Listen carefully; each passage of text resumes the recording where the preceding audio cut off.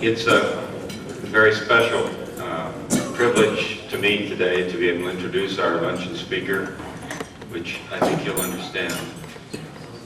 Dr. Penner is currently the editor-in-chief of the International Journal Energy, and he is Professor of Engineering Physics Emeritus and Director Emeritus of the Center for Energy and Combustion Research at the University of California at San Diego. This doesn't tell much of the story. Professor Penner was born in Germany and came to the United States in 1936. He was educated in science and started his scientific career, or the part that I know about, at the California Institute of Technology in jet propulsion in 1947, first at the Jet Propulsion Laboratory and then at Caltech. He had a very distinguished career at Caltech, and then around 1963 he moved to the University of California, San Diego. His resume, well, he didn't list a lot of things I know he did on here, but if I read them all to you, he wouldn't get a chance to speak. He is an unusually outstanding engineer and scientist, one of the most outstanding in the United States. He's written, as many people of this sort have, he's written 300 papers, he's written numerous books, but he's one of our best physicists, engineering physicists. And he's something more than that, more than his academic credentials would show, because for the last half century, the rest of us have owed our freedom to a relatively small number of extremely brilliant, extremely outstanding people who have not only pursued careers in science, but have repeatedly turned aside to direct the defense technology of the United States so that we could still be here in a free country. There aren't very many of these people. We were very lucky to have them, and we're very fortunate today to have the opportunity to have one of them speak to us. Thank you.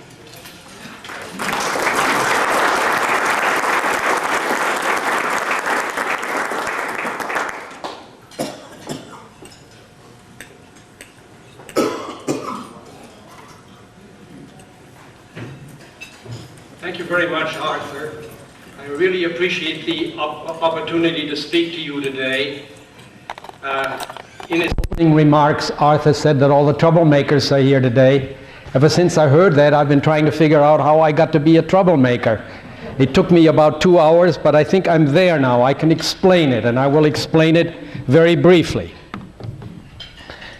I will explain it in terms of some of the events that went with the particular areas of research that I want to review for you today, which happen to be at the focus of much of the sociological, scientific controversy that we see in our country today. I'm going to be talking about garbage, by this I mean waste disposal, and I'm going to be talking about energy. And of course these are closely linked topics in my book, because the part of garbage disposal that I like is waste incineration with energy recovery. So it's really all one topic. And during this discussion I will make some reference to a very interesting bit of education that I've gotten during the last year, thanks to my involvement with Fred Seitz and the Marshall Institute in connection with education of the next generation. You may not believe this, but I stand before you admitting that I have read upward of 50 junior high school, and even kindergarten and lower grade texts dealing with environmental science. And I think that the final evaluation of this ought to be left to another lecture, but it'll be an interesting one for this audience. Now, how did I get to be subverted? Well, I got to be subverted roughly in the following way. During the early 80s, I was doing research for the National Science Foundation on combustion of waste. Very fundamental research.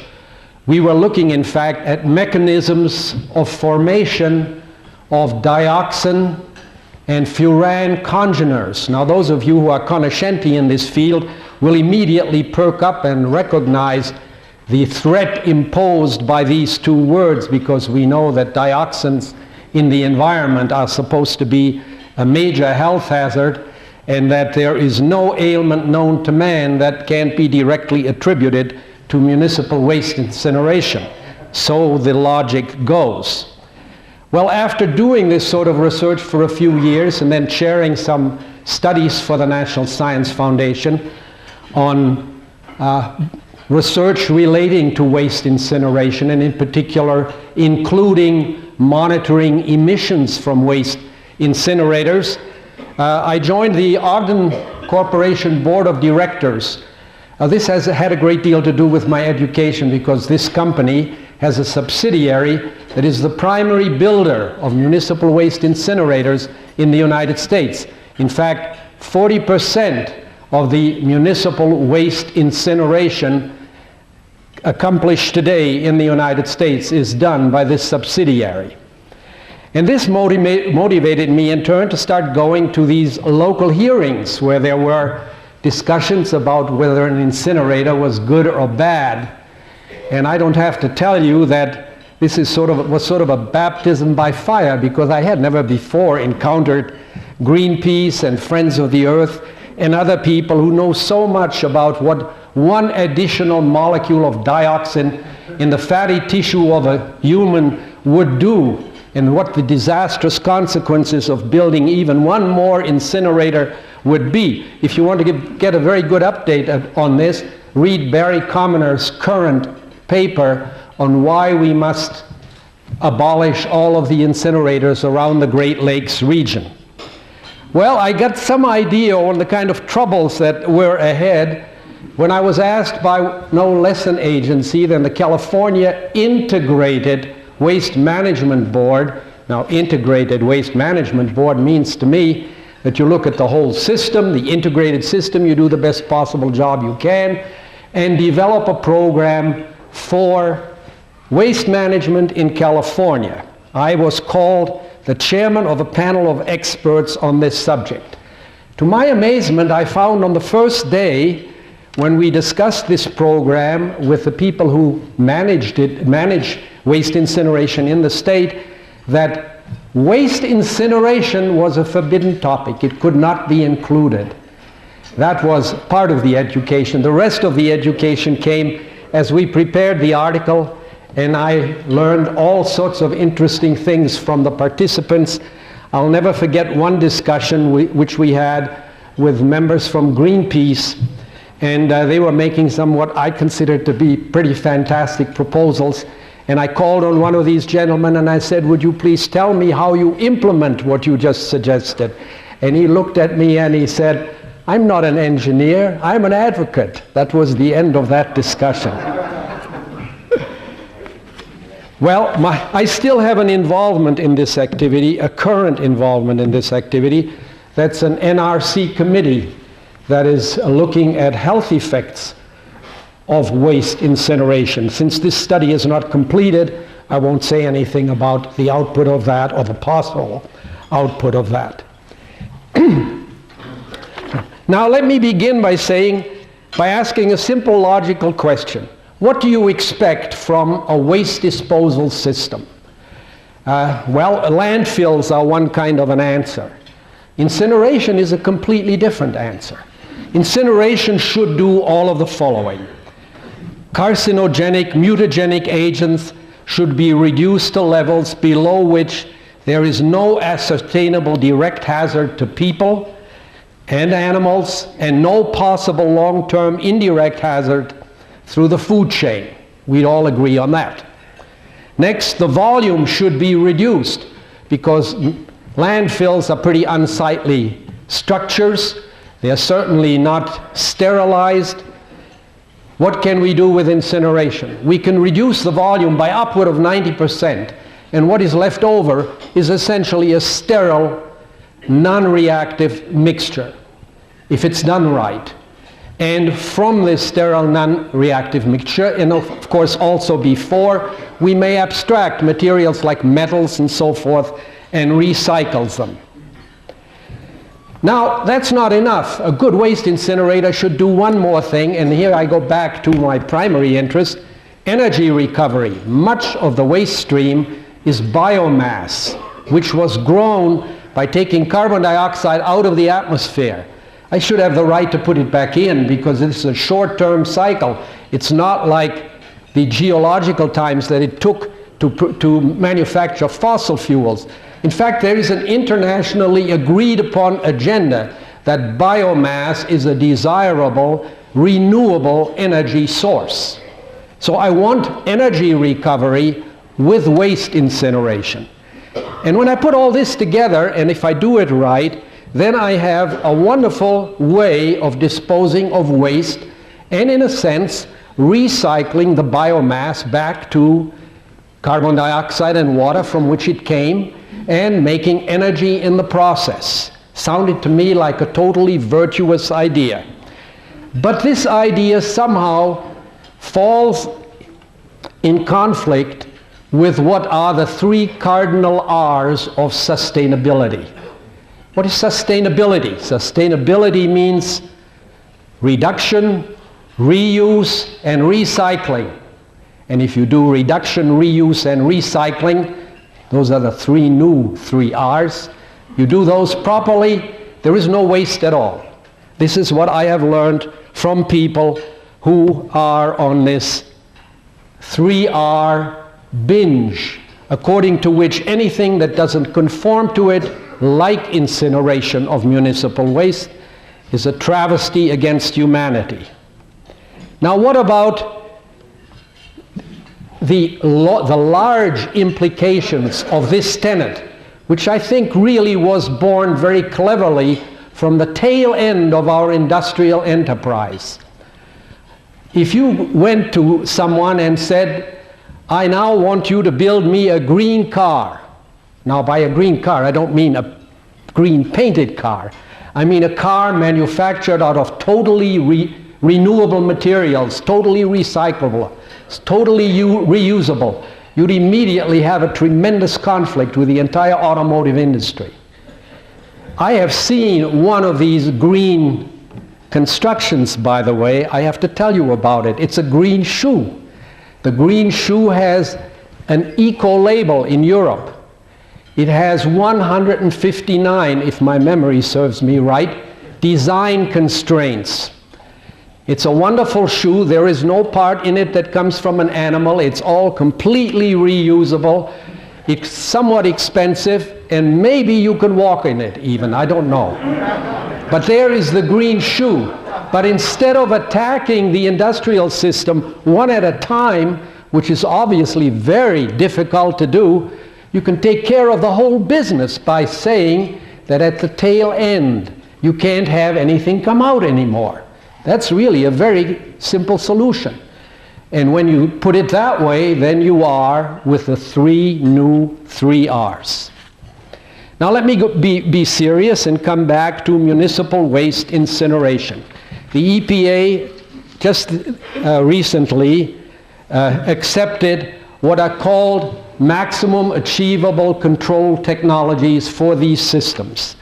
And they are very interesting to look at because they provide, in essence, a history of this technology and how it improved. And I can tell you then what the status is today, and the status today should be that with proper monitoring, any incineration system that is compatible with these constraints is totally clean. It's totally clean in the sense that if you look at the ambient air near one of these incinerators and measure the dioxin furan concentrations in the ambient air and compare it with what comes out of the exhaust is immeasurably higher or possibly even lower in this very controversial toxic material. That's how clean we have made them. Now there's a price for making them that clean. May I have the first view graph, please? The view graph is not very important. I don't think I'm going to go through those in very much detail. I will simply very briefly refer to the highlights. We begin in 1985 and we end up in 1994. In 1985, there is a detailed list of the technologies we used. Improved technologies in 88, improved technologies in 91, and the very best technology that we can possibly use as of '94. These technologies were used by Ogden Systems in '94. They were not made mandatory until a year later. Now, when you look at the bottom line of this, there is a price to be paid for cleaning up the system, and the price is on the left-hand column there. And if you push that down a little bit, then you can see that the total price paid for cleaning up the system, no, down in this direction, there, that's fine. You see it's below 25%, something like 23% of the total capital cost of the system has to go for environmental cleanup. And by that time, we have a system that conforms with the current EPA maximum achievable control technologies. Now let's compare this with a coal burner used for electricity generation. That number would be close to 50%. So the cleanup here was much less costly than the historical cleanup that has been implemented since about 1919 in the United States in cleaning up coal burners. This is something that we can afford to do and something that we should do. In the meantime, the environmental antagonists to incineration who perceive municipal waste incineration for perhaps the reasons that I've alluded to as a primary threat to the reuse, reduction, recycle philosophy have essentially terminated the growth of this industry in the United States. And if we could look at the next view graph, you can get some idea on how effective this was. This is a plot showing time over here and the U.S. incineration capacity for waste on the other axis. And the dotted curve is one that I constructed in about 1989, looking at the past history and fitting the rate of development of this technology to what had actually happened in the field. And when you look at that dotted curve, you see there was a strong projection for further growth. However, because of environmental opposition, this growth was effectively truncated at about the 1992 level. We followed it in '88, in '89, in '90, in '91, and after that, a rapid decline of the penetration of this technology. What I'm saying here to a large extent is a worldwide phenomenon. I will come back to this issue in a somewhat different form when I talk about education, about environmental cleanup. There's some wonderful things going on. If you go to the classroom, the children are picking up scraps of paper and putting them into a paper bin instead of... And if you skip the next view graph and look at, I'll just summarize what's on the next two view graphs. We'll skip both of those. You will find that in terms of the high users of nuclear energy, I don't want to, the next two you skip. Lithuania and France and Belgium and Sweden and Slovakia, upward of 50% or more. And in terms of the Western countries, Japan is at 31%, Germany at 29%, and as I say, we are at 22%, and China is at 1.5%. It's not going to remain like that. This is obviously going to change very dramatically in the very near future. And at the end, the very last view graph I will show will give you some idea of how dramatic these changes are going to be, how dramatic these changes have to be because of the rapid economic growth of the newly developed countries. Now let me make a couple of more remarks about the nuclear energy policy before getting lost in my concluding remarks about the international scene. There is a paradigm that has been established in California that is very, very upsetting to many of us.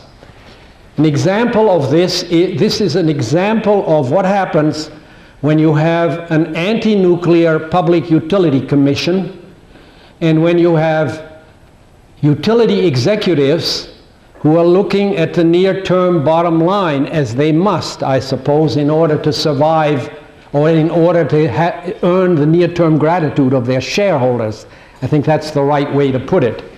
In any case, the California Public Utility Commission has looked at San Onofre, where there are 3 nuclear reactors, one small one and 2 large ones. They looked at it about 5 years ago, and their clients, I suppose, wanted them to shut down one of these nuclear reactors, just to show that they could do it.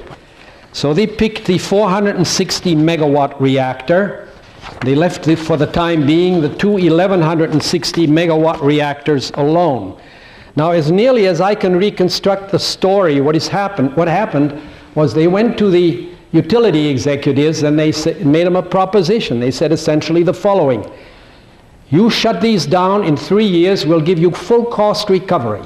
You don't shut them down, and if anything ever goes wrong there can be no cost recovery in the future. Now, having stout-hearted utility executives, they of course shut down the reactor. And the net result of this is a loss of close to 500 megawatts of nuclear power. This is from a reactor that had a capacity factor of around 80%. That is, in terms of its rated capacity, it was putting out year after year upward of 80% of the rated capacity. It was running flawlessly. To put this in a different way, the electricity that was sold from this reactor had a cost of 2.5 mils per kilowatt hour, and about the best replacement that we can come up with is 6 mils per kilowatt hour. So what's the upshot of all this? The upshot of all this, we have 1 nuclear reactor fewer. The public utility commissioners are happy because they shut down a reactor. Utility executives are happy because they got paid off in full. And I happen to live in that part of the world. My electricity bill is going to go up because now this 2.5 mils per kilowatt hour is going to be replaced by 6 mils per kilowatt hour. But nobody asked me, so I had no voice in this whatsoever. Now, unfortunately, this episode appears to be in the process of being repeated in other areas of the country. And that means not only will our nuclear reactor supply not grow, it is likely to decline. The fraction of totally non-CO2 generating high-tech electricity will decline. Now, I have looked recently, again in connection with these studies of what goes on in our schools, at some books that I thought might conceivably be the source books from which the people in the high schools and lower grades learn. And I found a horrible example of a mistake in connection with nuclear reactors there. The next view graph, not this one, please. This is a book that just came out, 1996. Economics of the Energy Industries. It's a 2nd edition, so it's already passed muster in some sense, published by Prager. And what does the author say?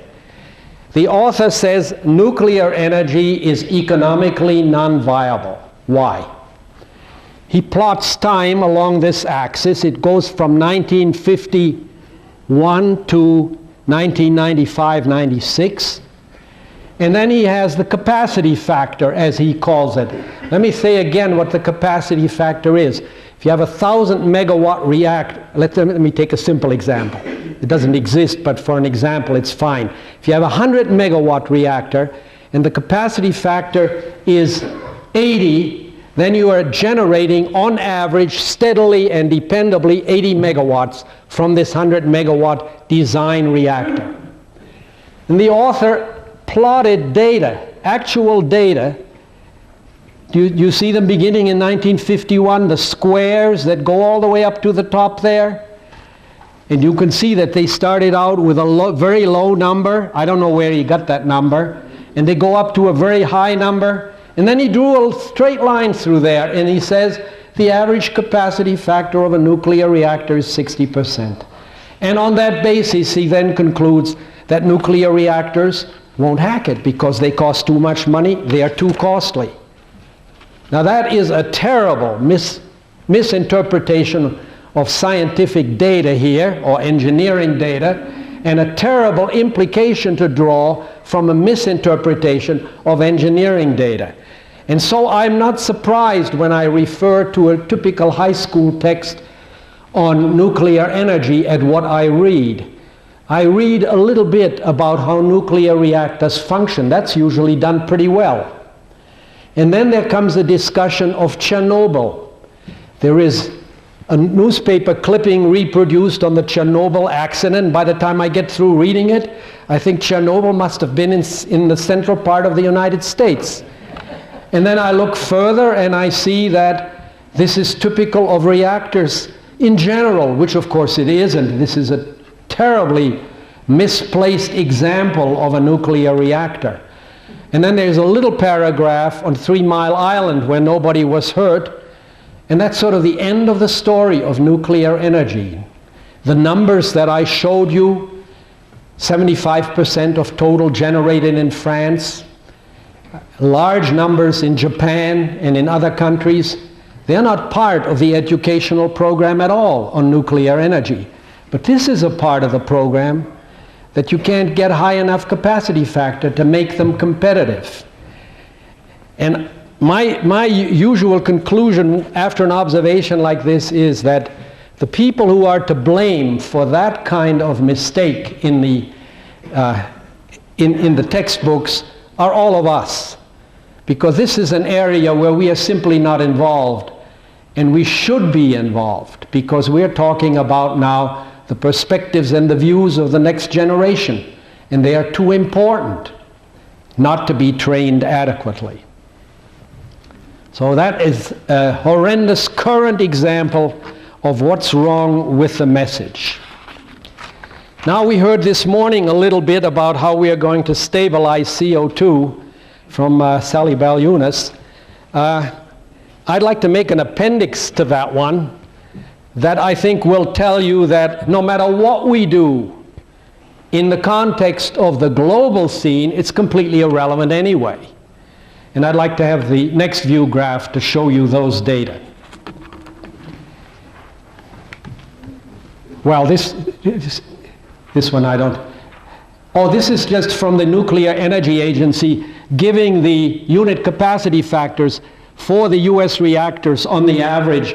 And if you looked at the left-hand column, you'll see that 80% is the right number. The author of that text never bothered to look at an authoritative source, obviously. Next view graph, please. Yeah, now let's take a look at this one. This is a current publication. This is a study that was done by Ferin Fesharaki and his colleagues at the East-West Center in Honolulu. They have a long-term mission to monitor the Asia-Pacific region and to estimate energy developments in the Asia-Pacific region.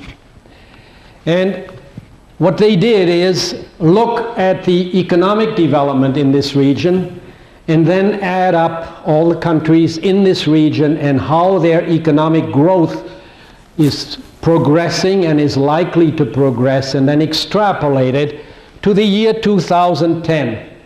That's not a very long time frame in which to worry about CO2 in the atmosphere. The first entry there is oil. In 1993, that regional use was 14.9 million barrels per day.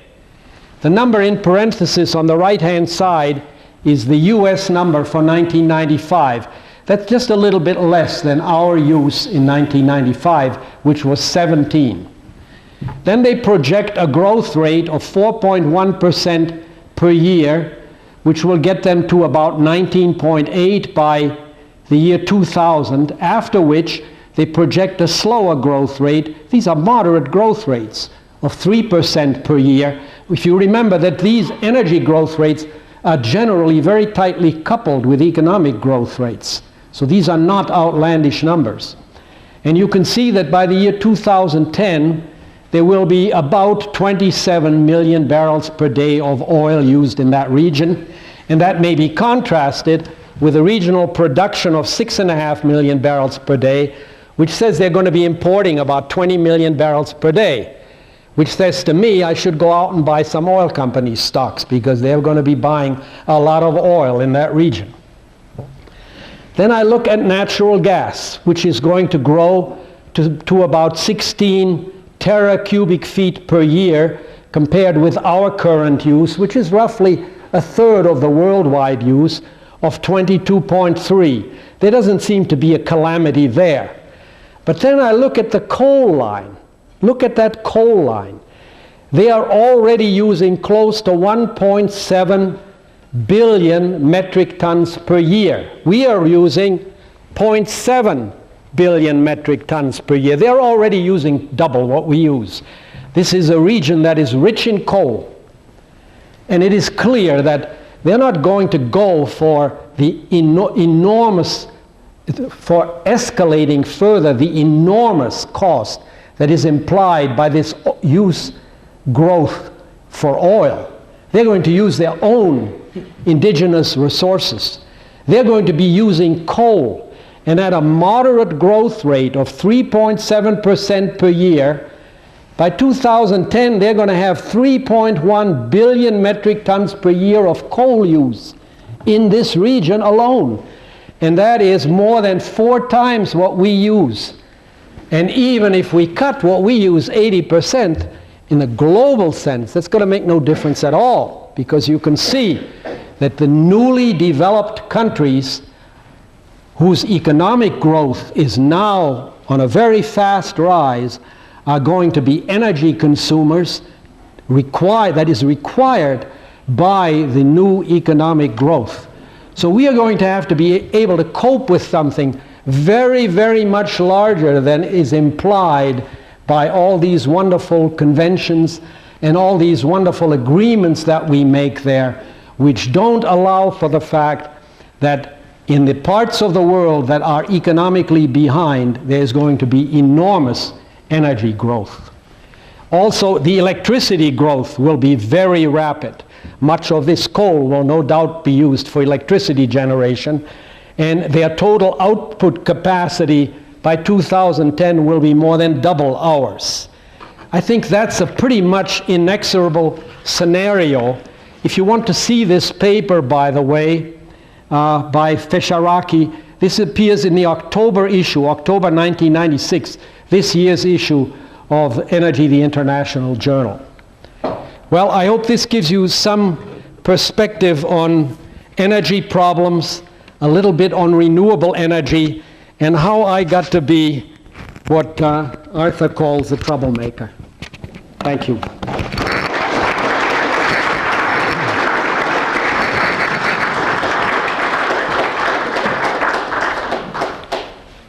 Did you want questions? Yeah, I'll be happy to take some questions.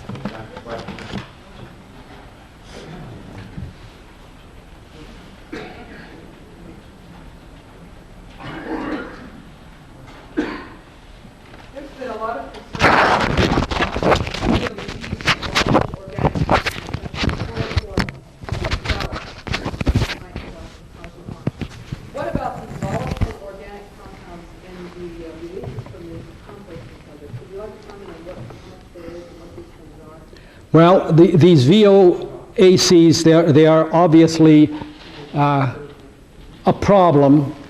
There obviously are emissions like this. I'm totally unprepared to talk about the health risk of what you just implied. I'm aware of the fact that people are claiming that even chlorinated water used in the shower is a major health risk. And I can't really assess that. I'm not qualified to comment on that. I would, however, suggest that sometime around November or December of this year, when the report comes out from the NRC committee on environmental health risk assessments of incineration, that you take a look at that. You may find some useful comments. As I said, I can't say anything about that report because it isn't out. Yes? My impression from your remarks is that waste incineration is a dead issue at the current time. Are you optimistic this could be, in the United States, that this could be revived sometime in the future? Is there anything that individuals can do or our organization can do to assist you with facts or influence to revive this? And a related question is, have you looked at the net health benefit question of health benefits versus risks from waste incineration as compared to other methods of refuse management? Let me answer the first question first, because it's an easy one to answer. If you happen to live in a region where there is a public discussion of how waste should be disposed of and whether or not an incinerator ought to be built, you ought to take the time and effort to go to the discussion and to ask searching questions about the people and the proposals, or in general about waste management in your region, which is bound to be a live issue no matter where you live. And we recently built a recycling plant in San Diego that cost $100 million that doesn't do anything. And of course I wasn't conscientious enough to go to the initial meetings when this was being discussed. So I feel very guilty about this in a very real sense. Okay, and now your second question was a little more elusive. Please, could you rephrase that very, very briefly? Well, the concept that the opposition is using is that the emissions from even a good waste incineration facility are potentially dangerous to human health. Well, let me just make a few remarks about that. I think they are justified in this context. I've seen some papers published by epidemiologists in which they monitored the health in, actually it was in North Carolina, and this was an EPA program also, of a large number of people in this region before the incinerator was built. Then the incinerator was built, and they monitored the health in the same manner after it had been built. And they did it for 3 to 5 years. It was a very good study, actually. And this should have convinced people that it didn't do anything. But you can't really, I mean, that's already a logical argument that has a truncation point, because then somebody will get up and say, oh, you only did it for 5 years. If you'd done it for 6 years, you would have found an effect. Well, you can't respond to that. The logical response, I think, has to be in terms of, I know everything that's being emitted, and what is being emitted, I know, is allowable and cannot possibly produce health effects. I have to operate at that level, and in a sense, this MACT system that we have now gets us very close to that. Oh, I forgot to mention a very interesting subject, particularly since this is in some sense, a medical group. You know, there are hospitals in the United States, and the hospitals have incinerators in them. Last time I saw a count, there were some 6,000 hospital incinerators. And these incinerators are supposed to burn hospital waste. Now, we spend something like $75 million for the cleanup and monitoring system of a municipal waste incinerator. And a typical cost for a hospital waste incinerator is $1 to $2 million. It's therefore inconceivable that the hospital incinerator could be cleaned up to the level of a municipal waste incinerator. But being in the hospital, they right now enjoy an exemption from the EPA. I think whatever mischief is done in the hospital is exempt from whatever regulation there may be.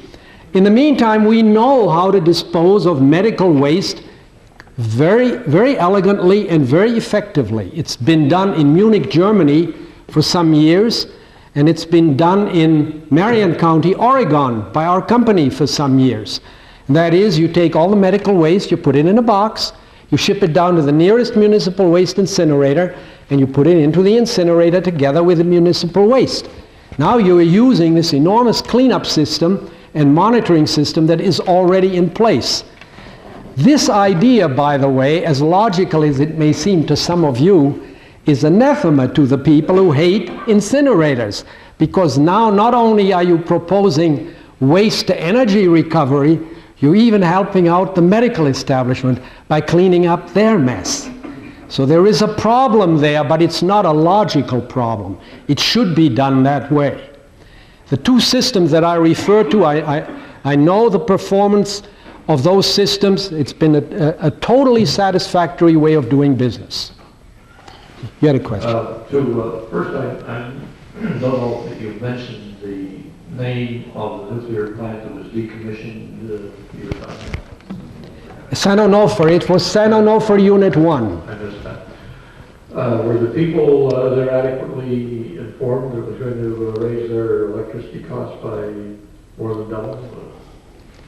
Well, first of all, the people at large were not involved at all. This was done between... It was publicized. The public was not involved. It was done between the Utility Commission and the utility executives.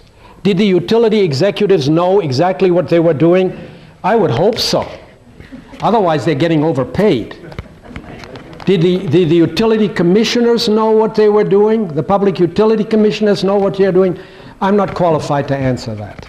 But you still haven't decided whether the consumers knew what No, the the consumers do not know. The people from whom I've gotten the information are the engineers working in the plant and people who are very close to this operation who have studied the performance of those units.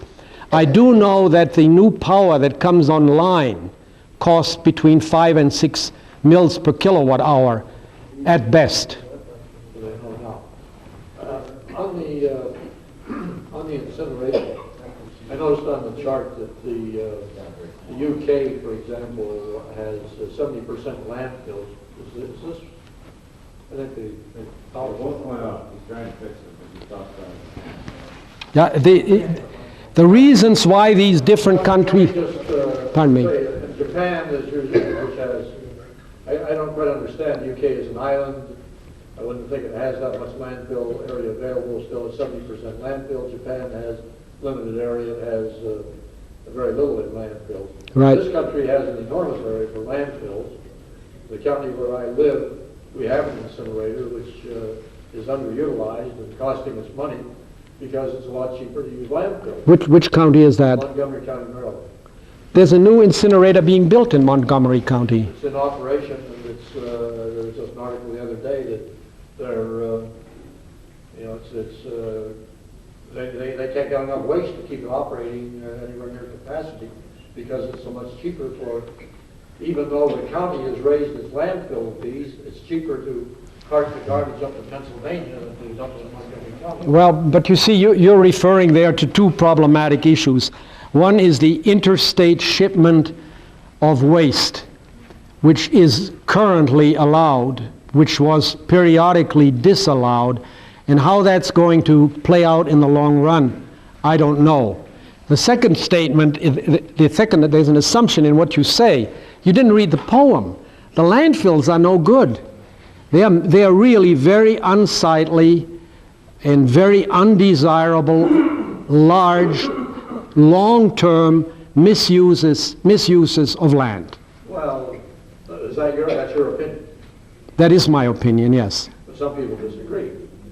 And we've got lots of land in this country, and most of us never see most of it. Plus the fact that you've also got, I know there was a program showing there was a community up in Michigan that welcomes, wants the garbage because they are able to, they reconvert their landfills into golf courses and other things that are very attractive and relatively high-priced homes are built right near them. Yeah, that can be done. It's a Royal Oak or someplace like that in Michigan that's done this.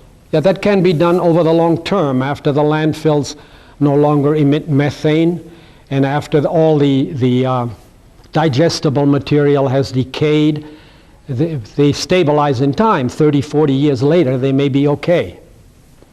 Well, the Michigan example, they're doing it now. It hasn't been that long. Well, I don't know the story. They've been able to reduce the taxes in the community. It sounds like a fairy tale, but I don't know whether you're familiar with it or not. I'm aware of some landfills being reconverted for use like that, yes. I'm Howard Long, a family doctor, forming a flight surgeon and epidemiologist with some background in the previous waste disposal management. The question is about the hope for recognizing carbon dioxide as a great asset. Lutgren's presentation utilized carbon dioxide on Mars as, like the caribou, sustained the life of our colony there. And I understand from the National Geographic article that a large portion of the residual in landfill is paper, cellulose. If then we're able to burn and recognize that this restoration to the atmosphere of carbon dioxide will increase the plant growth and have these benefits, as we've heard from some of these presentations, what do you believe from your political experience is the hope for our restoring some sanity in science to the present politics? Well, it's a very, very loaded question with many components. I'll do part A, B, C, okay? The first one refers to what do we do with the landfills? There is reuse of methane from landfills. Some of the older landfills are now being mined in a very literal sense. And people go there and pick up the garbage and reprocess it.